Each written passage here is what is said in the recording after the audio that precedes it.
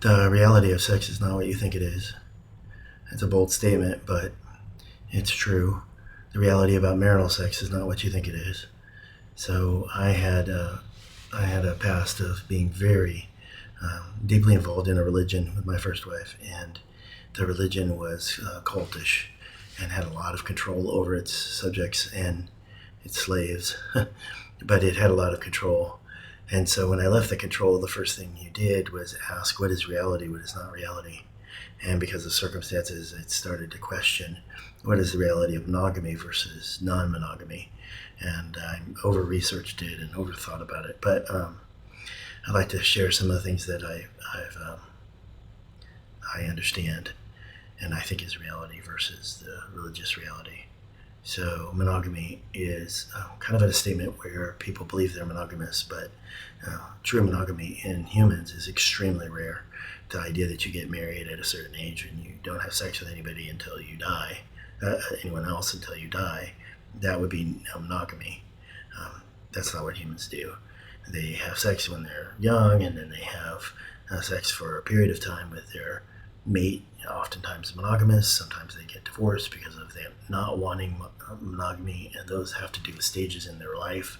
And I've talked about those in other videos, but those stages tend to bring out both genders, male and female, the idea that they wanted sex outside of that monogamy.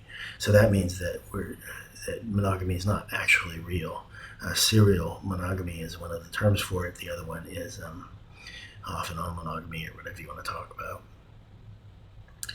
So I talked about communication in relationships, and it's amazing how even if you bring up the idea of non-monogamy versus monogamy with your spouse, 68% of women said they would think that's divorceable if they thought their spouse was thinking about non-monogamy. 48% of men, which is surprising, but 48% feel the same way, and I understand that feeling. But sometimes if a feeling or an idea is not reality for you, maybe it'd be worth changing or thinking about changing. And why would you limit talking about anything in a relationship? It certainly does make your relationship inferior, don't you think? I'm not a specialist. I don't play that game, but I'm not a professional, healthcare, or those kind of things. But you would think that it was a good point. The second good point is that people say, well, we're a species, we're monogamous. Well, we're not. We have a huge history of non-monogamy, like seasonal monogamy, which is like serial monogamy, seasonal monogamy, which means you can be monogamous for a certain period of time, and when your life changes, you often then find sex outside of that monogamous relationship, and that's non-monogamy. When you tell the person that's consensual non-monogamy, well, almost half the men and women are choosing to be hidden from, to be lied to, instead of having open communication. And that seems like a way far-fetched idea outside reality. If you're married and you've been married for more than 10 years, 7 to 10 years, you should think that non-monogamy is coming up in your relationship. You should be prepared for it. It should be something that strikes you as crazy. And you should be willing to talk about it without a divorce happening.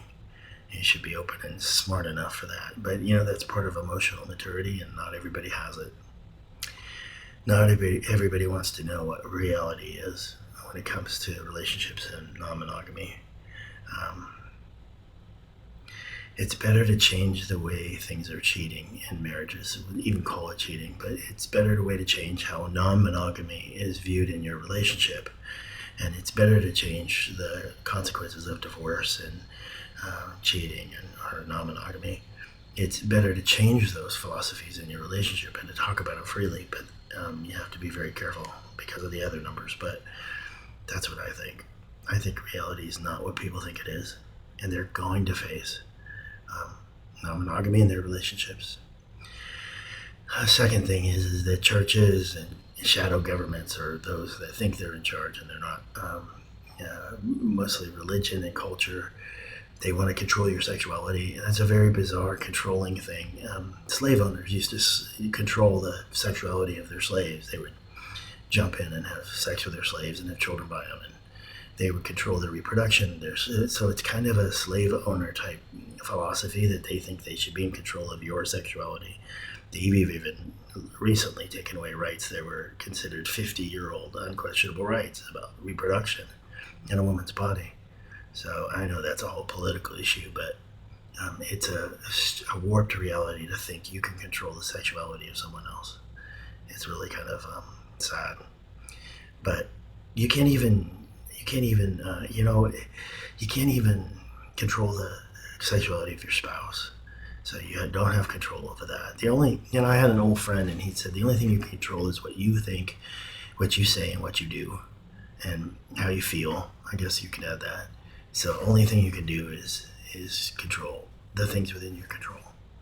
But these churches and these shadow governments, these wacky local governments that think they can control sexuality, are just delusional, and they have a slave owner mentality. And that's my belief of reality. Now, I've had to really seriously examine reality, and that's why I've come to this conclusions. And our species is non-monogamous. It really is. And you can intellectually say, I'm going to be monogamous. That's wonderful. You can intellectually say, I'm going to be non-monogamous. And you can see reality that both those are only for a period of time in your life. And you can choose to not make it such an issue that it causes you or others pain. Anyway, I applaud open communication. It's more common in non-monogamous couples. It's vastly more common. It's listed as number one in non-monogamous couples as importance to non-monogamy. And that means swingers, or whatever you want to call them. It might be a better reaction to your reality, is that you change it to be within reality and not something that some church has said or some political group or whatever wanting to control you. It's very unhealthy to be controlled by others. You need to learn to control yourself and make the choices yourself. And your belief systems are your own, and you really need to own up to them and understand them and think about whether they are in a reality point of view. Thank you.